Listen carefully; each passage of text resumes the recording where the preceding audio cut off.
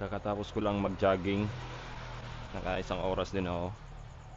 Ito, meron lang akong ibibigay na tip para to sa mga baguhan pa lang or mga nagkakaproblema dito sa ating mga tuhod. Sa mga runner dyan na hindi masyadong makatakbo or na-injury talaga yung mga tuhod nila. Ito yung nakatulong sa akin. Credits to Ben Patrick. Ben Patrick yata. Basta yung knees over toes guy. Yung channel niya sa YouTube, sa TikTok, ganun din. I think andun din sa Facebook. Ang ginagawa ko is yung ATG split squats or ass to grass split squat. So ganito lang. Usually taglilima lang. 5 times tig-iisang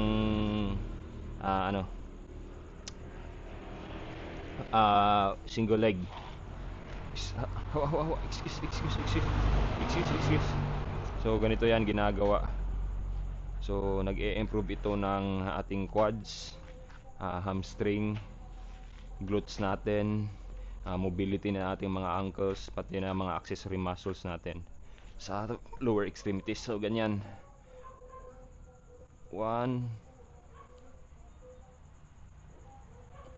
2 3 4 5. Kung di kaya yung ganong posisyon, try nyo ipatong yung isang binti nyo, isang paa nyo sa, for example, sa isang sabihin na natin isang hagdanan or isang bangko or silya. Pero sa akin kayang-kaya ko na. Diretso na lang.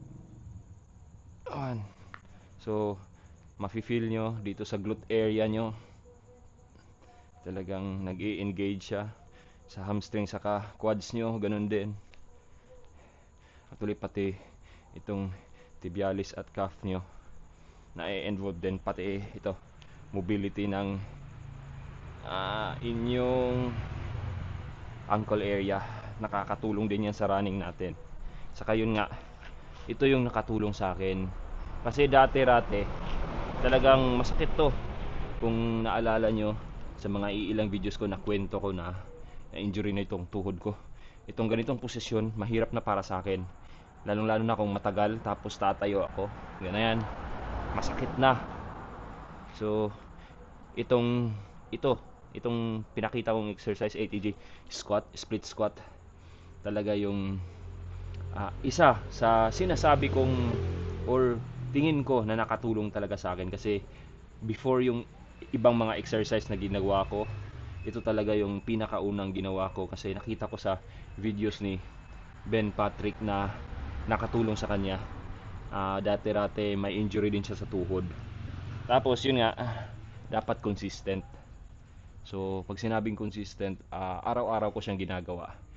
5 reps lang, 5 to 10 reps, pero usually 5 reps lang before running. Ito, since natapos na ako ng running, pinakita ko lang sa inyo para at least malaman nyo or makatulong sa mga sumasakit din yung tuhod. Actually hindi lang tuhod, overall, or malaki ang tulong niya sa running natin, sa running economy natin, saka sa pag-prevent ng injuries. Yun, sana nakatulong.